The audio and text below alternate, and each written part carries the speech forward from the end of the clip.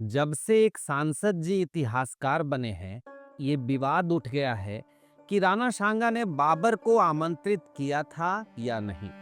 कुछ लोग कह रहे हैं कि नहीं किया।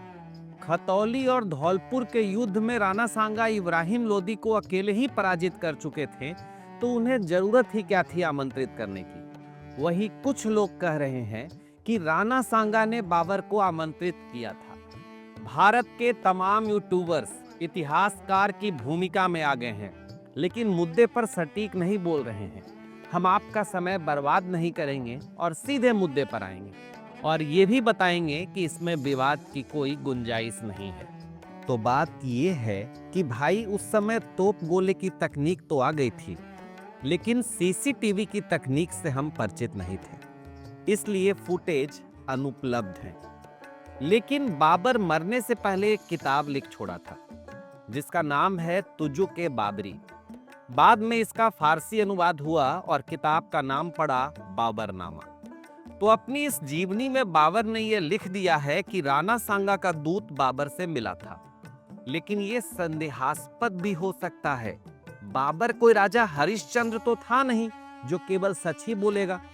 बाबर ने तो खानवा के युद्ध में पहले शराब छोड़ने की कसम खाई थी, लेकिन बाद में दबा के शराब पीता था। तो हो सकता है कि उसने ये बात भारत में अपनी वैधता को सिद्ध करने के लिए कहा हो। बाबर के दादा से भी ऊपर के दादा तैमूर ने भारत पर आक्रमण किया था। इस कारण बाबर पहले से ही पंजाब पर शासन करना अपना अधिकार घोषित करता था। तो अपने अधिकार को और बढ़ाने का एक कोशिश हो सकता है। लेकिन एक बात और है, बाबरनामा में बाबर राणा सांगा पर एक आरोप लगाता है, वायदा खिलाफी का। हालांकि दोनों के बीच कोई लिखित संधि नहीं हुई थी। बाबरनामा में बाबर ने कहा है कि राणा सांगा ने उसे वचन दिया था कि वह इब्राहिम लोदी के खिलाफ समर्थन देगा, लेकिन बाद में वह खुद सत्ता के लिए इच्छुक हो गया और बाबर से टकराव की राह पकड़ ली। शायद बाबर ने एक समझ बना लिया था और इसी समझ को बाद के कुछ इतिहासकारों ने भी परिस्थितियों को देखकर स्वीकार कर लिया। लेकिन यह समझ कपोल कल्पना भी हो सकती है। बाबर को यह उम्मीद थी कि हिंदू राजा इब्राहिम के खिलाफ बाबर का साथ देंगे, पर जब ऐसा नहीं हुआ और राणा खुद बाबर के खिलाफ खानवा के युद्ध में खड़ा हुआ, तो बाबर को यह विश्वासघात जैसा महसूस हुआ। तो यदि आप ये मानते हैं कि बाबर को राणा सांगा ने आमंत्रित किया था, तब भी आपके तरफ कुछ साक्ष्य हैं। और जब आप ये मानते हैं कि बाबर को राणा सांगा ने आमंत्रित नहीं किया था, तब भी आप सही हैं, आपके पास सबूत है। लेकिन जैसा शुरू में मैंने कहा कि उस समय की सीसीटीवी फुटेज नहीं है, तो एकदम स्पष्ट होकर सीना ठोक के कुछ कहना अतिवाद है। एक बात तय है कि बाबर खुद भारत आने के लिए मरा जा रहा था और उसके पास भारत आने के अलावा कोई विकल्प भी नहीं बचा था। मध्य एशिया में बहुत दुश्मनी मोल ले लिया था उसने, और काबुल भी उसके लिए सुरक्षित नहीं था।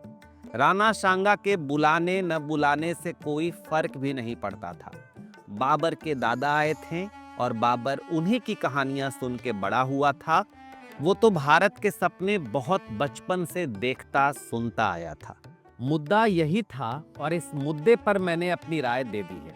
अगर आप चाहें तो वीडियो को देखना बंद कर सकते हैं, लेकिन वीडियो अभी बाकी है। क्योंकि ये मुद्दा समकालीन परिस्थितियों में उठा है, तो इस मुद्दे को एक बार ऐतिहासिक नजरिए से देखा जाना जरूरी है। शुरू करते हैं एक सवाल के साथ। क्या ये युद्ध हिंदू मुसलमान का युद्ध था? और यदि राणा सांगा ने बाबर को बुलाया भी था, तो क्या वो गलत थे? तो सबसे पहले तो उस दौर में राष्ट्र का विचार आधुनिक अर्थों में नहीं उभरा था। राजा का राज्य ही उसका राष्ट्र था और वो अपने राष्ट्र की सीमाओं का विस्तार करने की कोशिश में लगा रहता था। राणा सांगा का राष्ट्र मेवाड़ था और अपने राष्ट्र की रक्षा और विस्तार करने के लिए उन्हें कई युद्ध लड़ना पड़ा। और उनके दुश्मनों में हिंदू भी थे और मुस्लिम भी। उनके दोस्तों में भी दोनों समूह के लोग थे। राजा धर्म के दृष्टिकोण से फैसले नहीं लेते थे, अपने राष्ट्र के हित में फैसले लेते थे। तो बाबर वर्सेस राणा सांगा एक राजनीतिक युद्ध था जिसे बाबर ने एक जिहाद घोषित किया था ताकि वो एक हारे हुए युद्ध को जीत सके। आज की राजनीति ने बाबर के इस दावे को स्वीकार कर लिया है ताकि इसका फायदा चुनाव के दिन मिल सके।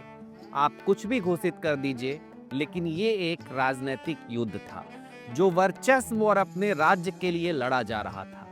खानवा के युद्ध में राणा सांगा का साथ अफगानों ने दिया था, जिसमें इब्राहिम लोदी का खुद का भाई महमूद लोदी स्वयं था। वहीं बाबर के खेमे में भी बहुत सारे हिंदू शासक थे जो राणा सांगा के विरोधी थे। तो इस युद्ध को धर्म के चश्मे से देखना फिजूल है। यह एक राजनीतिक युद्ध था, धर्म युद्ध नहीं। अब जब देश की सीमा आज जैसी नहीं थी और अपना राज्य ही राष्ट्र था, तो अपने राष्ट्र के विस्तार के लिए यदि कोई संधि या युद्ध करता है तो इसमें कुछ गलत नहीं है, क्योंकि हम आज के नजरिए से इतिहास को हिंदू मुसलमान की दृष्टि से देख रहे हैं, जबकि वास्तविकता ये है कि अकबर के शासन की सफलता में उसकी राजपूत नीति ने सबसे बड़ी भूमिका निभाई। नहीं तो अकबर बाबर और हुमायूं से ज्यादा आगे नहीं बढ़ पाता। मान सिंह अकबर के साथ होते हुए भी महान है। जय सिंह और जसवंत सिंह महान व्यक्तित्व हैं। औरंगजेब के साथ होने से उनकी महानता खत्म नहीं हो जाती। तो इतिहास को आज की भावनाओं के नजरिए से मत देखिए, अन्यथा नेता, विधायक, सांसद, यूट्यूबर और व्हाट्सएप ग्रुप इतिहासकार बन जाएंगे और ये रचेंगे इतिहास का चक्रव्यूह जो होगा केवल व्यूज बढ़ाने के लिए। आज का वीडियो यहीं तक। चैनल को जल्दी से सब्सक्राइब कर लीजिए ताकि असली इतिहास आपके मोबाइल तक पहुंचता रहे। धन्यवाद।